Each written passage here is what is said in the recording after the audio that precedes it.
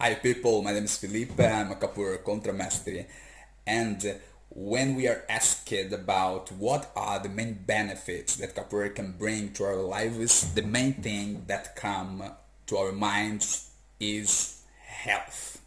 But what would health be? Right? What is health? And in order to answer this question, I got the definition of the biggest global authority within this field, that is the World Health Organization. And they define health as, I'm going to recite the definition of health that is written on their charter, on the charter of the World Health Organization, okay? And health to them is a state of complete physical, mental, social well-being, and not merely the absence of disease or infirmity. Okay? It means basically that in order to for individuals to be considered healthy, they must not only not be sick, but they must also benefit of good body conditions. Okay, that is being able to move, to do the daily normal moves that we have to do every day.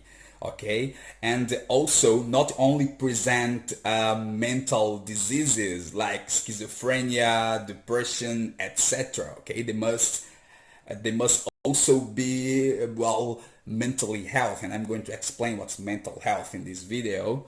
And not only be within a society, but also know how to interact and prosper within a society. So basically, by physical health, we understand that it is the general condition of the body in relation to diseases and physical vigor. Okay, so that means that a person must not only not be sick, but the person must also do all the moves that we do daily. And how can capoeira help us regarding this subject?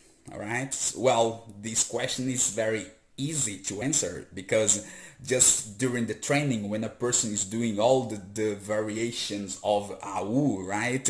AU passando, AU helicóptero, AU de frente, blah, blah, blah.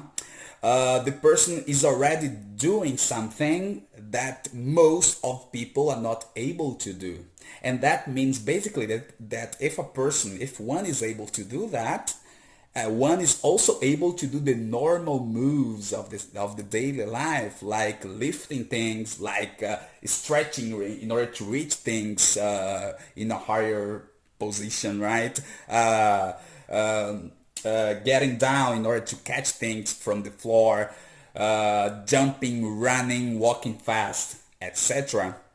So capoeira can give us, improve our health, as it can also make us able to do all these things. That is to benefit of a good physical vigor, okay, a good body condition. So capoeira is actually a great tool to develop our physical condition. I would say my experience in capoeira that well, it's one of the best way, doing acrobatics that we do in capoeira and all the things is one of the best way in order for you to know your own body, right? So capoeira gives us these capabilities too. And by mental health, well, the World Health Organization, they don't have a definition for that. And that's explainable because mental health is something that's very subjective, I mean, right? So being mentally healthy is something difficult to say what it is. However, the common sense says that in order for individuals to be considered mentally healthy, they must have good emotional conditions and cognitive conditions. That is, being emotionally intelligent. Okay, and when you are emotionally intelligent, it means that, for example, let's let's bring it into capoeira. It is you must be able, for example, to get kicked or to be put down by another capoeirista and be able to not take revenge at that time. Yeah? And as we know, capoeira is has all this malandragem and all these things, but you must be able to know the right time, and that's about controlling your emotions. That's an irrational part of us, right? So many people act by emotions in capoeira. They get kicked, martelo, they kick martelo at once, they got caught by a rasteira. So you must know, you must control yourself. And these things can also be brought to our normal life, to our social life. For example, in the work environment, when you have abusive co-workers or abusive bosses, and they treat you bad and they scream at you, and you must just breathe and not respond to that stimulation at that right time, wait the right time to talk, etc. That is about emotional intelligence. That is about being emotionally healthy, right? So and also there is the cognitive part.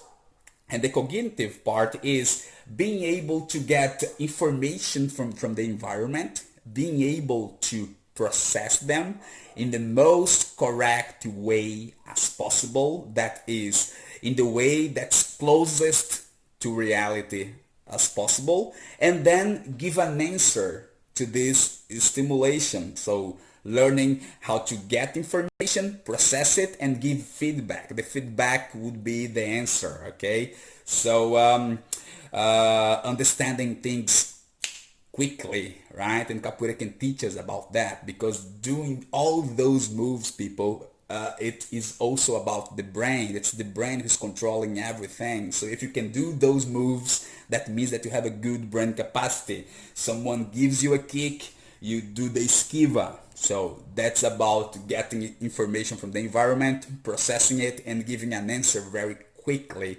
which can also be brought to our normal life, right? So that's reflex. You're driving a car, you think fast. If there is a car that's coming in your direction, you think fast, you just go away from it. So it's about being cognitively healthy, understanding texts, understanding what people say, etc. That's about being cognitively healthy. It's about understanding, okay? And then we have the third sphere of the concept of health, that is social health.